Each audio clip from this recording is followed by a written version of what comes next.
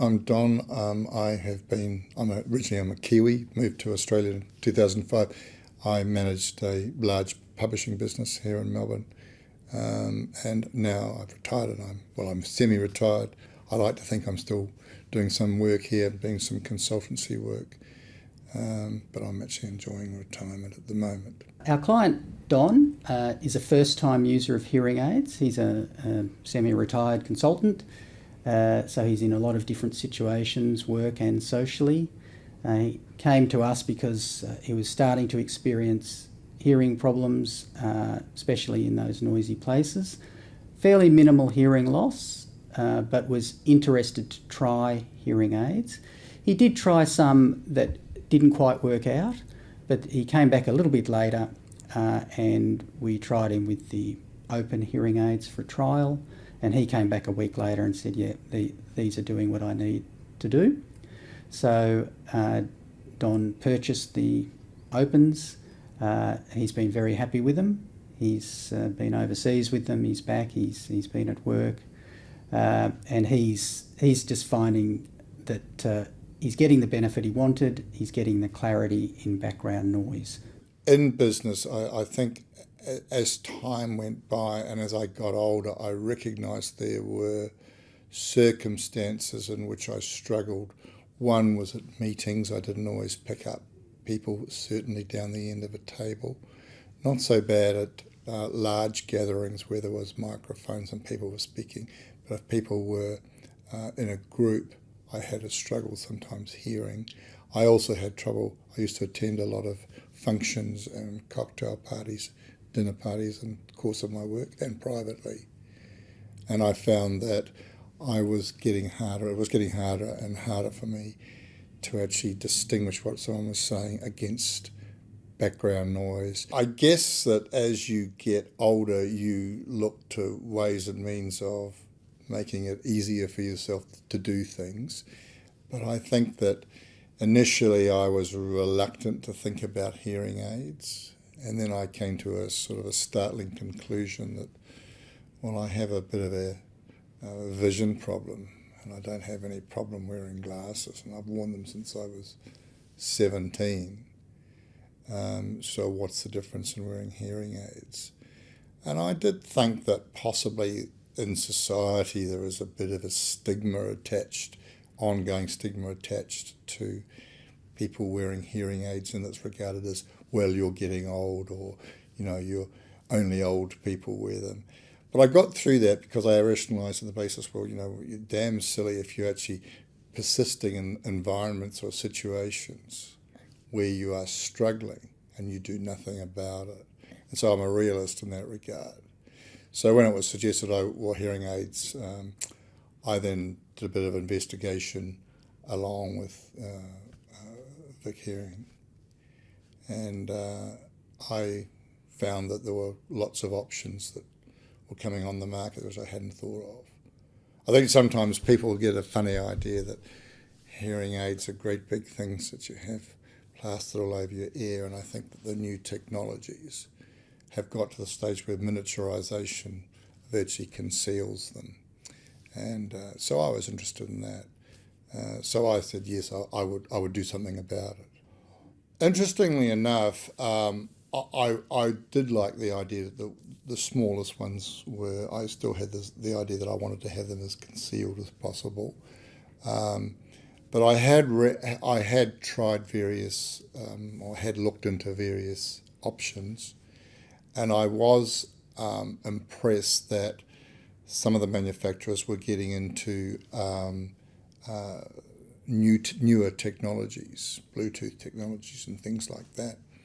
And I felt that along with the miniaturization and the fact that they were able to include these new technologies, that gave me a further reason why I should consider these particular aids. It is part of your health and well-being that you're trying to affect or to improve. It took me a while to start to think about how it worked in a group situation, but I found that where it was a dinner party type situation, I had a greater ability to hear the person perhaps across the table or beside me or wherever without the background noise intruding or swallowing up that conversation and effectively making it one way, and I was really at a disadvantage previously. So that was overcome. As far as the connectivity is concerned, that was a very interesting part of why I purchased this particular brand. I had read that they had released this Bluetooth technology, and technology interests me. I come from a media background, and the whole idea of technologies and organisations embracing technologies to make their products better and to make them more serviceable for clients seem to be really, at the forefront of Oticon's offerings. So I connected it to my iPhone. I play my music. I use Spotify. I play my music through it. The telephone rings and I answer it. And in fact, when I was coming in for this discussion today, I was on the tram and I got a business telephone call, and I was talking on my phone like this to the person, and I saw some people over there looking at me wondering whether I was just talking to my phone because I was a bit odd, or talking to my phone because I had some technological difference that they didn't have. And I felt quite good about that. But it certainly made the conversation easier. So the technology is there, so I can adjust the program if I need to on my iPhone. I found that really good. I don't have to go to the actual aid itself, so I can adjust it on the iPhone. I've used them in a variety of situations, not all of them business. I've in social settings has been a plus. The Oticon Opn hearing aids have been easy for me to carry around, even though they are small.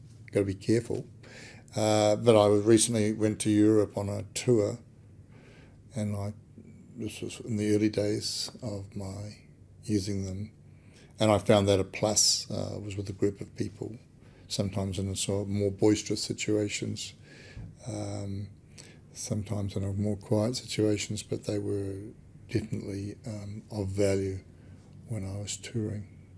One of the things that was just really remarkable about these particular aids was I started talking to people, and in just general conversation, and I dropped that I had hearing aids, and they said, "Really?" And they had not noticed that I had hearing aids at all until I pointed it out. The other thing which I found positive was in a cafe. Many of the cafes in Melbourne, bless their little cotton socks, are rather poor in terms of the acoustics, and people with loud voices dominate and clattering and that. And I found that very frustrating with talking to somebody. I think now, especially one-on-one or with a small group of people, I don't have a sense of frustration that I perhaps had before, where I was struggling. So noisy cafes are not the bugbear that I think they were for me previously. And I in fact I recall that I actually used to identify 2 or 3 restaurants here in Melbourne that were a no-no for me, because of the ambient noise was just too much. A lot of clatter and banging, and was an unpleasant experience. And they were good. They were regarded as good, restaurants or cafes. And so now I don't think I would even think about that.